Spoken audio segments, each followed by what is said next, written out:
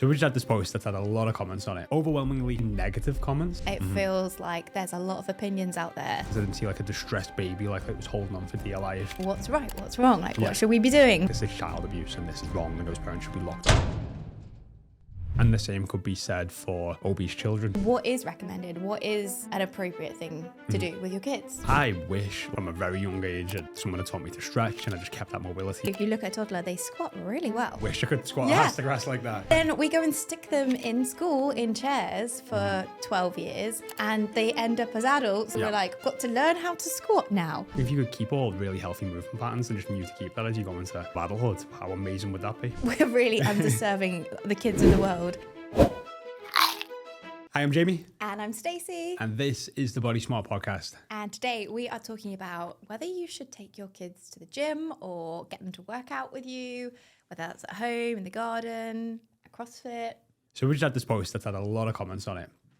Overwhelmingly, I would say negative comments. It's been very controversial. Very controversial, which is, it's about like whether this baby should be hanging from a bar or not, and it's whether it can cause issues and tendon issues and ligament issues, and it's a natural reflex that the baby's just grabbed onto the bar.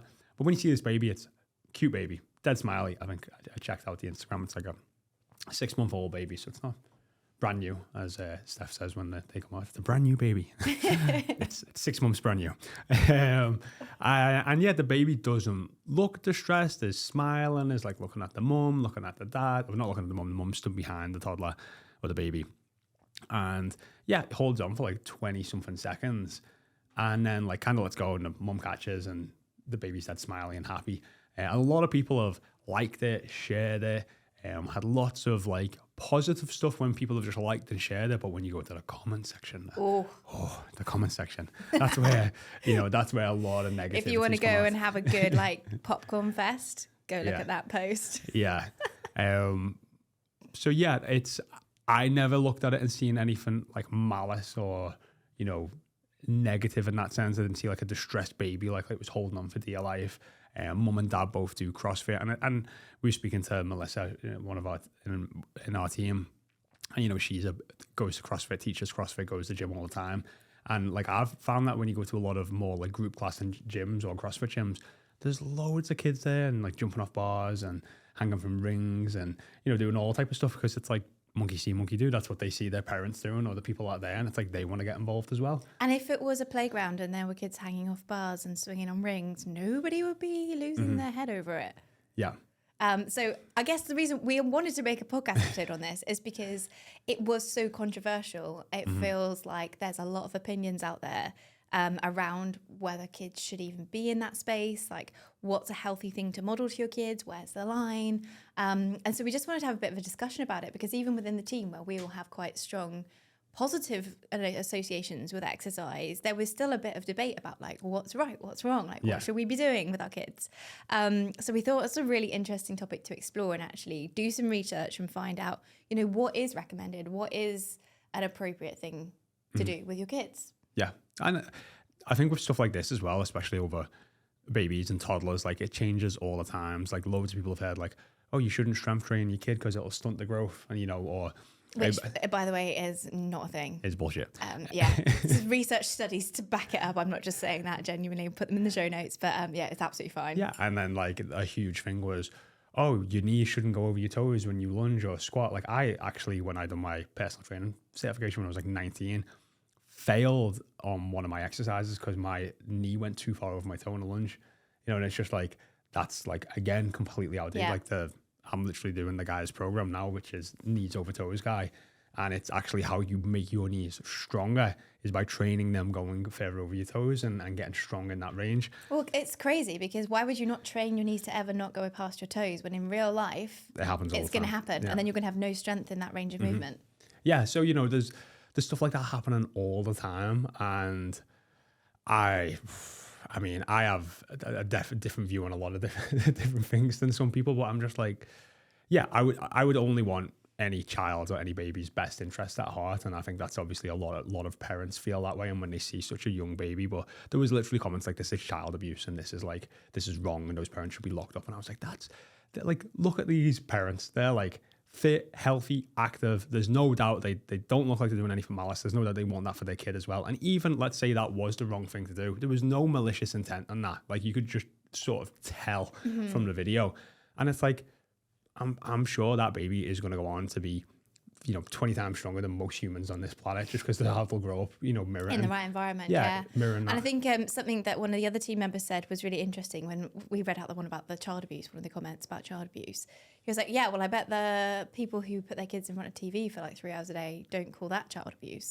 Whereas there's so much studies and research to say that's negatively affecting cognitive development, increasing, like learning challenges, putting your kids in front of TV.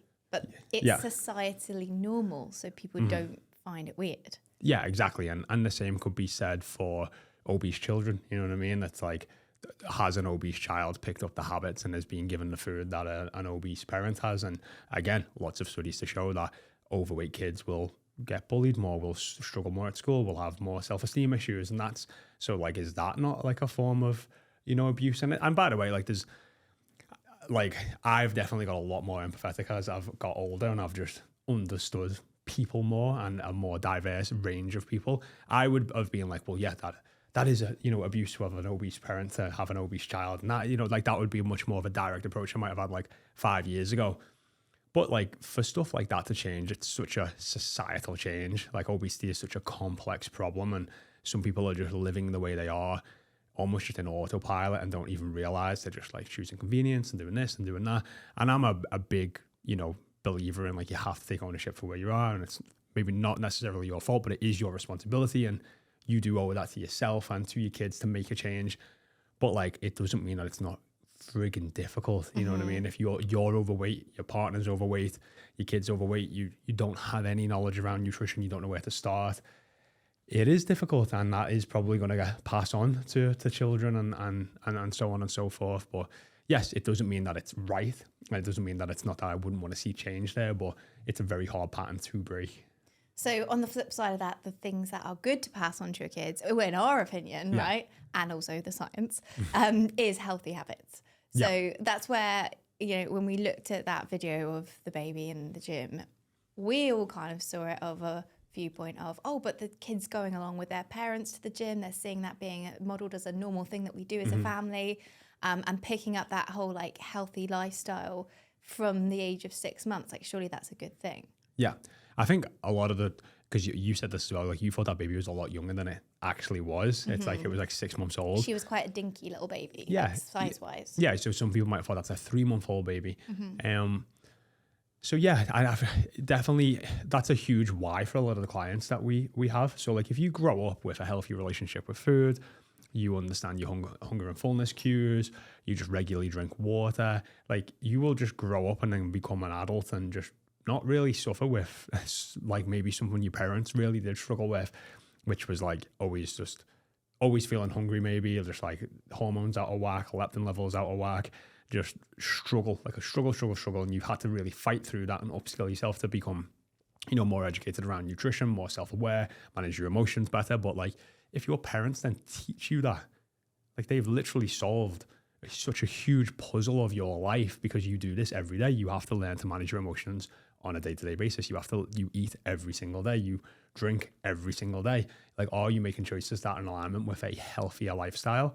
And if your parents is able to give you that gift, like what a gift to give you, because it opens up the mental capacity and space to go and do so many other things in life. Yeah, it is an amazing thing to do for your kids. And although a lot of people join us for their own benefit, so many leave saying, I've literally changed the life of my entire family. Because like you say, that knowledge, you can't unlearn it and you just pass it on. The same as you would have passed on the habits you had before, except you're giving good ones now. Yeah. And so when it comes to like taking kids to the gym and stuff, I actually think I'm all for it. And I really wish I was able to do it more. Because when the CrossFit gym that I used to go to, there's like a 9:30 a.m. for everyone in America, 9:30 a.m. Because I found out the other day, other people around the world think 9:30 is like halfway to 9, not 9:30. What? Yeah. What? I know. It's 9:30. Is that true? 9:30. Yeah. Anyway, I diverge. So there was always at that class, like a couple of babies in car seats, and mum would be doing whatever she was doing and like waving over at baby or whatever. And baby was seeing mum working out, and mum had a chance to go and get her exercise in. My baby hated the car seat, so that wasn't going to happen. Yeah. And now he's like, he will not sit still. He will just run around and like pull kettlebells onto his head or something. So that's not happening. But I cannot wait. There is a class where he can go when he's 3. And I'm literally counting down because on a Saturday morning, we can all go and he can go over there and do like genuinely do squats and like use a wooden dowel instead of a barbell, but he wants to copy. He's just going to copy, but he's doing it with a piece of wood, which is no heavier than any toys he has at home. Yeah. But when he's 3, we're going to go. But I just feel like it's something that's such a big part of my life. Why would I not want to take him? Why would I not want to continue having that part of my identity be visible to him? Yeah. There's one thing getting time away to go to work out, but he's then only seeing like the mum bit of me. He's not seeing the mum who's being a badass and who's lifting loads of weight and is in her element and enjoying her like gym family. Yeah. He misses that. Yeah, I think both are important, to have that time to yourself and then also to model that behaviour and for them to see that behaviour. My little sister has actually done this, like when she was going to the gym, you know, a couple of months after she gave birth, and would take the baby in the car seat. And, you know, luckily when they're that small, they can't really run away, can they? You had times, I remember seeing her there a few times, it'd be like, you do 2 sets and then next minute you spend like 10 minutes like calming the baby down and you get like one more set in. But, you know, like you do what you can and the best that you've got. And she takes her little one to the CrossFit classes that she goes to now, which is fantastic because, you know, he is, you know, growing up, seeing that and seeing his mum take care of himself and herself in that way, which I think is definitely a great thing to model. Yeah, and I think also the bit where you said about you only get to do 2 sets and then you have to deal with the kids and then you come back and do 1 set. Yeah. Actually, for a lot of mums, that is the reality of doing a workout with kids. Like whether you're doing it at home, whether you're doing it in the gym. But I think normalizing that, because if we look on Instagram and we see, there's this baby just bouncing in the car seat or whatever, and there's this wonderful looking woman doing her exercises, and you've got like a 10-second clip and it all just looks like picture perfect and she's getting a whole workout in and look how great she looks. That's not probably her reality either. Yeah. Like all of us deal with this disjointed stuff. But you know what? If you still get it done, you get it done. Yeah. Sai will be able to get this reaction video that we done to this lady. She was on a spin bike. She had the baby on her back. And she was doing like a Peloton class and she's like going for it, but the baby's strapped to her back and getting that like constant movement, which they, you know, kind of like, but she's doing a spin class with a baby on her back. So some extra weight anyway to be going with. But the baby looks like really happy, obviously close to the mum, touching the mum, but like she's getting her workout in. It's like sometimes I might get a full class on Peloton and sometimes it might be 20 minutes. But you know, I show up and do what I do and it's like her hair's up and that's definitely one of the negatives of social media is everyone just painting out to have these like very perfect lives. And I've just met so many quote unquote influencers and like my perception of them to what my reality has been when I've met them is just like, they're just more normal.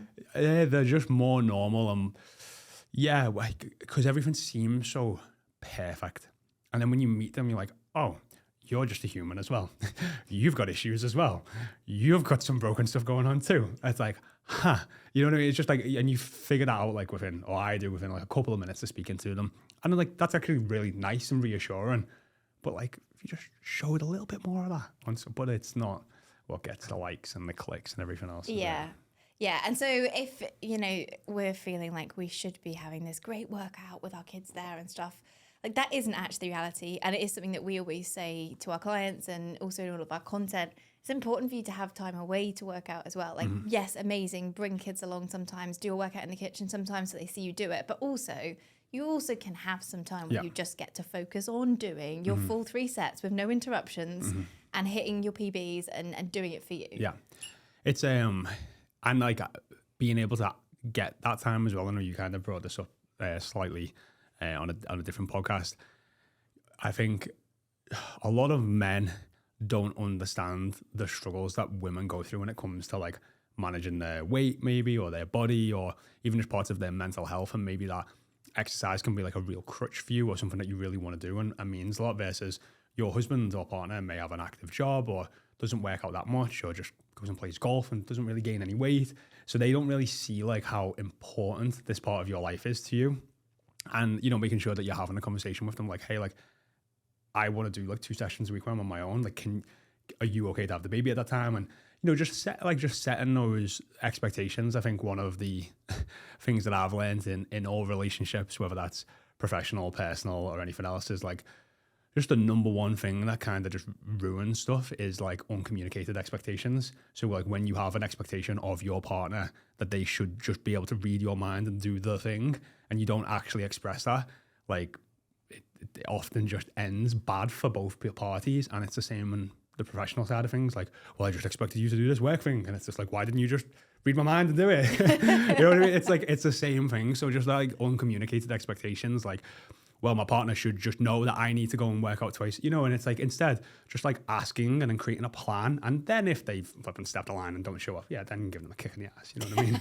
But like, if you're going about it that way, I think just has a much higher success ratio, and that's like much better for everyone.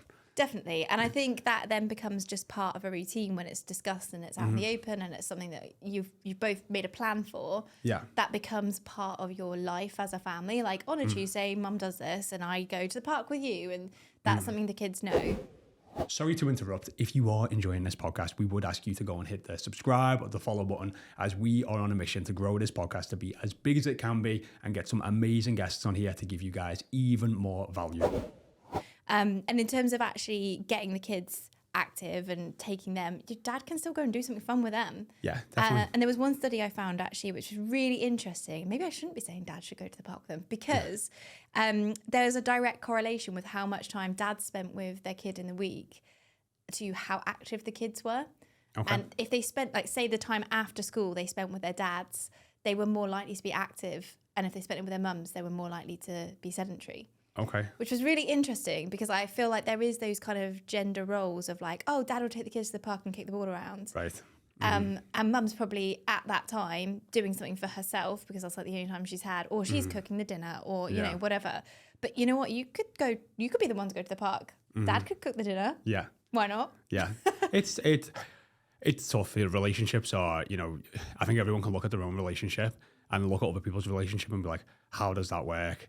But it does, you know what I mean? Like everyone's just has their own magical way of going about things. And for some people, like those conversations are really difficult. Like they might have never had a partner cook the dinner, and like that might be something that is just, I could never suggest for that to happen, and it just might not feel like it's even an option that's on the table. But again, finding just what that looks like for you, what that normal or reality or however you want to go about it looks like for you in your life, and just finding a healthy way to communicate with everyone. Yeah, and I think having that like sit down chat about like what do we want for our kids, and what do we want their approach to activity and health and wellness and food to even be. Because if you don't have a discussion, it becomes that just passed down habitual standard that we were talking about at the beginning of the podcast, where it's almost unconscious, just what we do is what we do, and that's what they end up with. And actually, when you become a parent, I've realized everything can be so much more intentional, and you've got so much power in your hands. It's actually scary. Like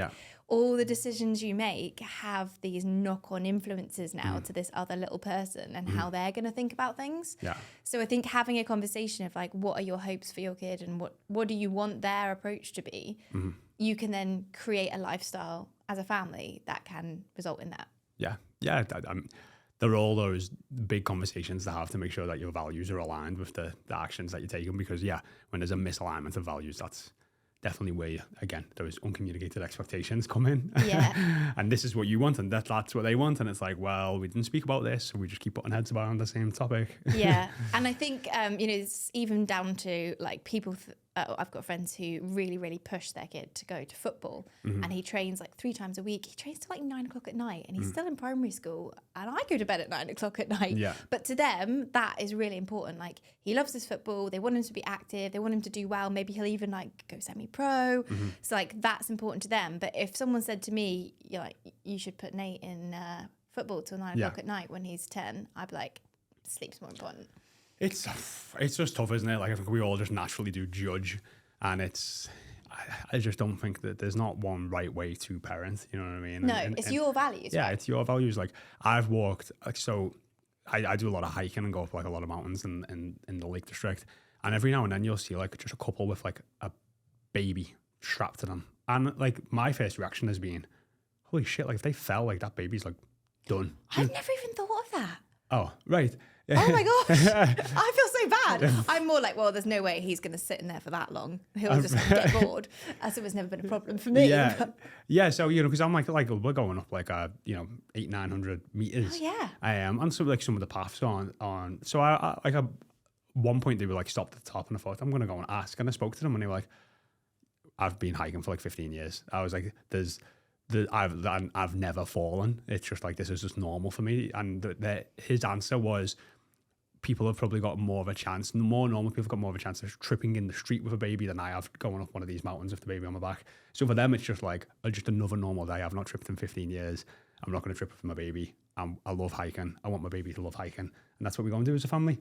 So they just feel like there's nothing out the blue. But for someone, like I said, myself looking out, who again, I had more of a curious view on it, was like, that's like a 6-month-old baby strapped to your chest, and you're walking down a like very steep mountain. But for them, it's just like, yeah, that's just what we do. Yeah, and I suppose it is always balancing like what you want out of it versus like what's the potential risks. And if we come back to what we said at the beginning of these perceptions around kids and working out and exercise, and people thinking, oh, if you work out too young, you're going to stunt your growth, and that's the risk, and then what's actually the benefit. It's quite easy to jump to conclusions if you don't know the full story or the full picture and assess it.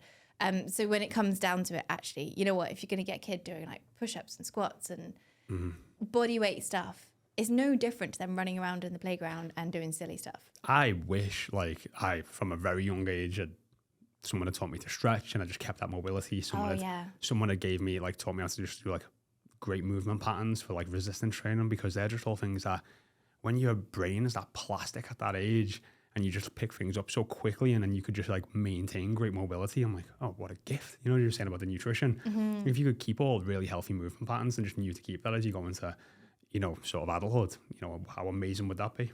And actually, it's stuff that kids do. If you look at a toddler, they squat really well. Oh, if you ever see a baby squat, you're just like, I wish I could squat ass to grass like that. Yeah. But then we go and stick them in school in chairs for 12 years, and they end up as adults like us who are like, oh, I've got to learn how to squat now. Yeah. Like, we're really underserving the kids of the world.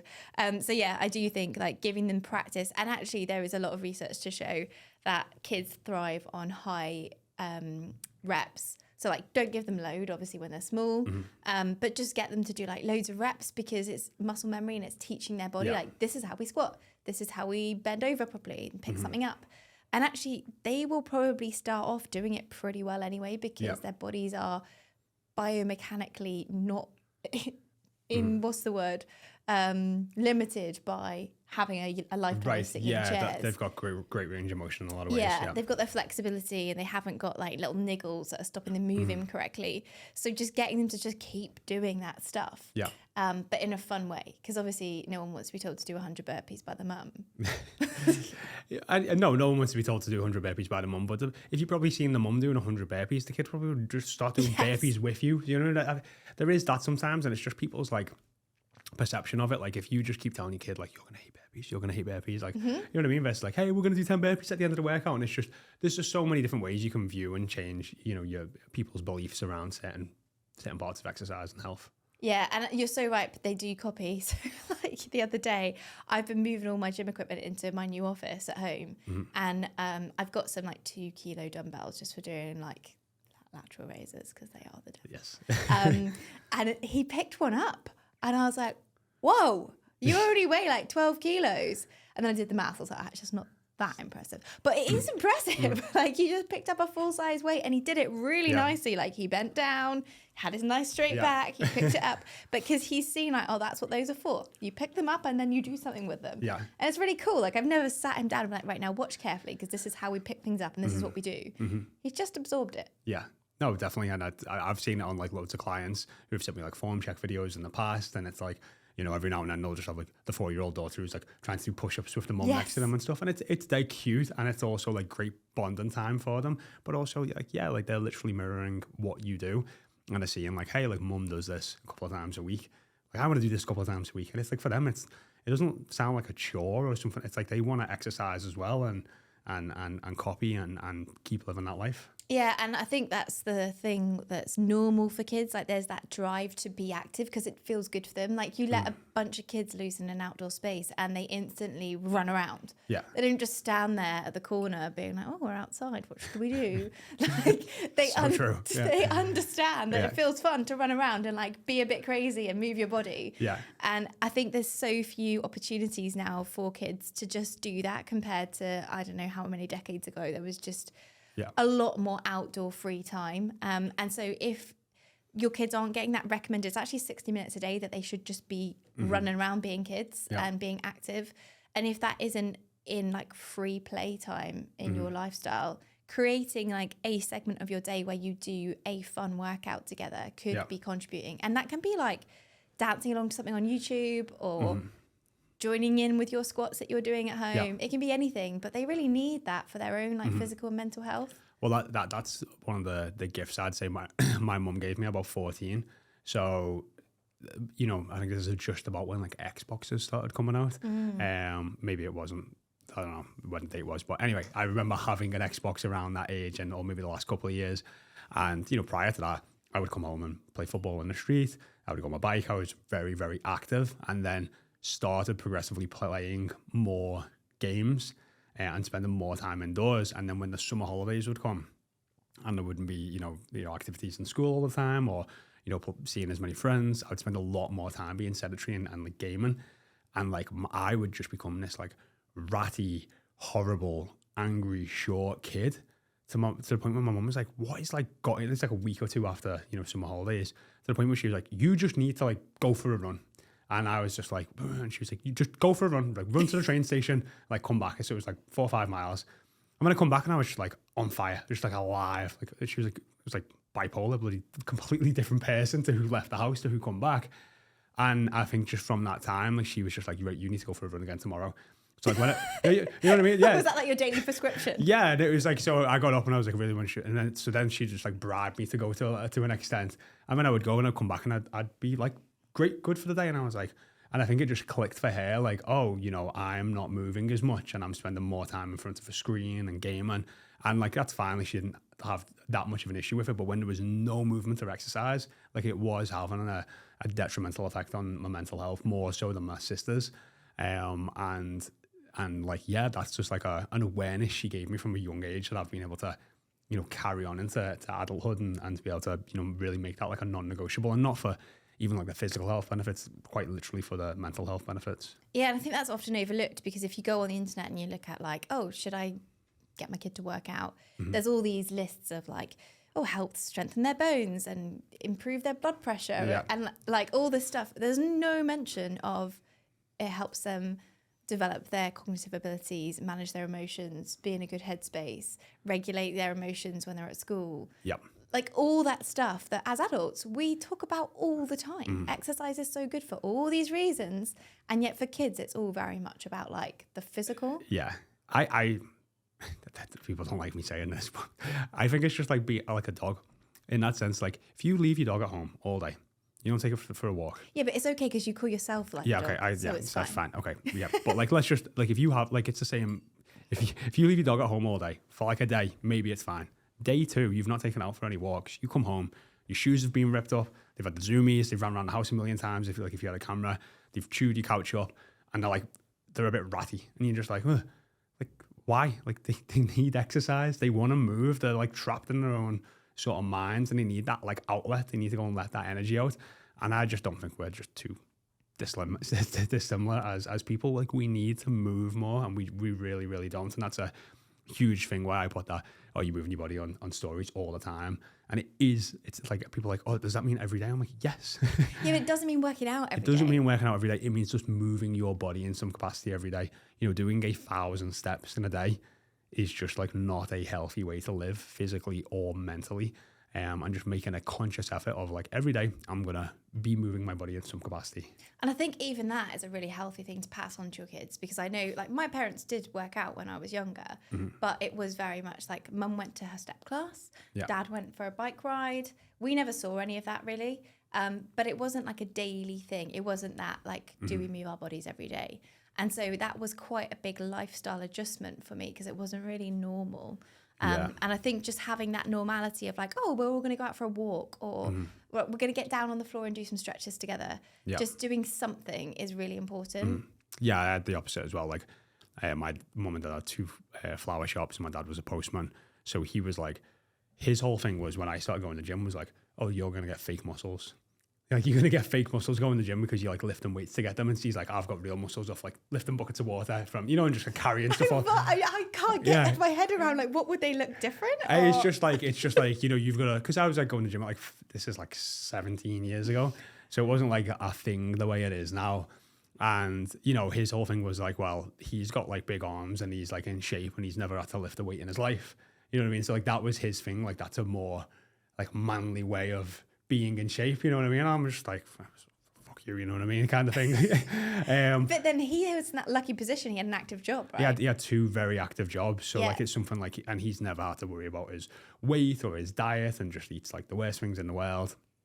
And it's just like, you know, so that was like very interesting in terms of like growing up as well, because they were both quite active just because of their jobs. And that's something that's, again, over the past, say, 2 decades has really changed. Like people are a lot more sedentary now, and then COVID threw an even bigger spanner in the works. Like you can actually see like when you look at some of the data of like how active people went from like 2019 to like now, like 2022, it's like a massive decrease in just overall like movement and steps. And people don't realize like that 15-minute walk to the train station, you know, getting the train, that 15-minute walk to the office, going and getting your lunch, and like that might be in 7,000 steps that now you're doing 200 at home, 300 at home, and then maybe 1,000 in a day. And it's like, that's slowing down your metabolism. Like you are burning fewer calories, and that makes it harder to lose weight and easier to gain weight. Yeah. And if we've got these active jobs, it's great until we stop.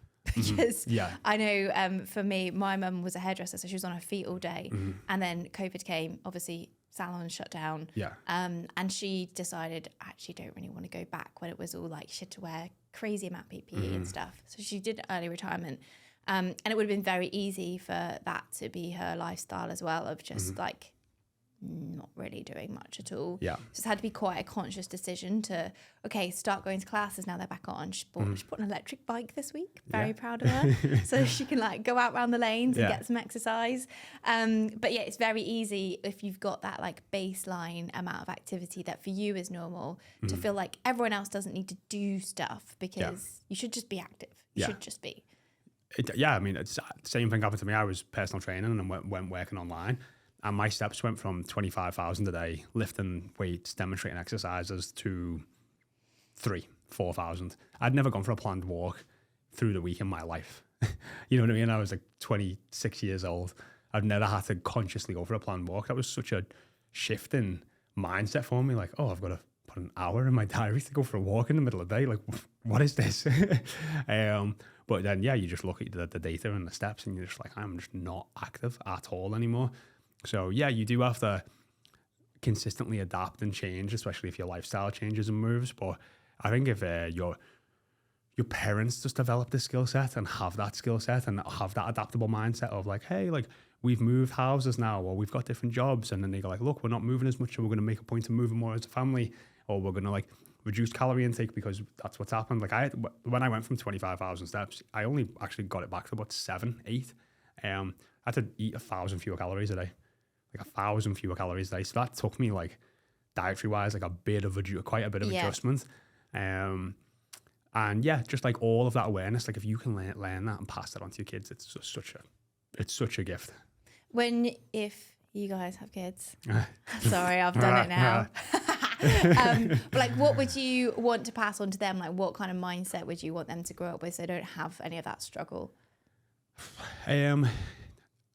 It's really like, I think the best thing you can do is just like pass on skills. You know what I mean? Like I'd want to raise kids that like have their independence, and I think their independence will come from having that confidence in their own ability and skill set. So the more that you can give them in terms of that confidence and skill set to be able to, you know, understand their bodies, understand how to overcome problems, how to deal with adversity. You know, I think that's, again, I'm never trying to judge, but sometimes I just see like some people are just shelter their kids too much and 8th place trophies and all that type of stuff. And it sounds nice, but it's like a finite game. Like you make your child feel better in the moment, but then in the long haul, it hurts them because they don't understand like that's like not the real world in a lot of ways. And it's, so yeah, you know, helping them overcome challenges, working through adversity, become a good loser and also a good winner at the same time. You know what I mean? It's just, yeah, just passing on skills and a resilient mindset. So it sounds like sports actually would be quite a big role to play in that. You know, like a lot of martial arts sports are great in a lot of senses because they have this like hierarchy structure in terms of like you're a white belt and the top's the black. So you instantly walk in and you respect the black belts straight away. So I think it's a great thing because it's not like you just go to school sometimes and respect your teachers. Because you have to. Yeah, you kind of have to. Yeah. But it's like, oh, they're a black belt. You know what I mean? I mean, you start getting a bit better and you get humbled constantly throughout doing something like that. And then when you get to that next point of maybe getting to a blue belt, you're like, wow, like it feels like a real sense of achievement. And then you feel like you're now a couple of levels up from the white. And it's just, I think it's just a very great mindset to just have it like something that keeps you humble, teaches you to embrace failure, to strive for more and to, you know, push on for the next goal. So yeah, I think sports and martial arts can really be great life teachers, and they have been for me. Like I remember so many of the victories in sports, and we'd always play Queen. We are the champions after we win. You know, it's just like it was amazing after every time we'd win like a competition. But like every time I'd sit in the car or the van on the way home after losing something as a kid, you know, like literally dad would just look at me and be like, you have to try harder next time. You know what I mean? You got to show up more practice. You got to do better. And it's like, it's true. You know what I mean? It's like, you gotta sit with that loss. Like I didn't need at that time to be told like, you know, like it wouldn't have been a good, I would like, oh, it's okay. Well, it wasn't okay. Like we lost, we weren't the better team, and that is okay, but we got to do better next time if we want to win. And it's, so yeah, I think sports are fantastic for giving you that mindset to drive through, because, you know, nobody's getting W permanently, and it comes with a lot of L's, and that's, there's a lot of great lessons in that. I think it's really telling that everything you just talked about was nothing to do with strengthening your child's bones. Making sure their cardio system was really strong. Yeah. Because actually all of those things are so much of even more of a greater gift than having just an active lifestyle to have a physical, healthy body. Yeah. Like if you want your child to be successful in life and have a enjoyable life, having those mindsets and those skill sets are going to take them so far. And it also, like, even when you're in team sports as well, like, it teaches you how to be a team player. Yeah. It teaches you how to communicate with others. It teaches you, you know, like, just so much, you know, so much. So, yeah, I think sports are fantastic for everyone, but definitely for kids. Nice. Okay. Well, to summarize, if you are wondering what you should and shouldn't do in terms of hanging your child off a bar or taking them to the gym, turns out it is a grasp reflex, that baby on the bar. Okay. So it's not actually dangerous. So if you do want to try it at home, like, it's actually not dangerous, up to you. And if you do want to take your kid to the gym, then by all means get started by just doing body weight stuff. You can get them doing squats, you can get them copying you, doing planks. And it's only really from like age 7 that you'd really want to say, okay, you can maybe pick up a small weight and see how you go. Yeah. And then as they sort of go into their teens, then with proper form and coaching, they can start to get more into weightlifting. Yeah. Hey everyone, if you've been listening to the podcast and enjoying the episodes, we'd love it if you could go and give us a quick review so we can keep cutting the BS and getting better and better.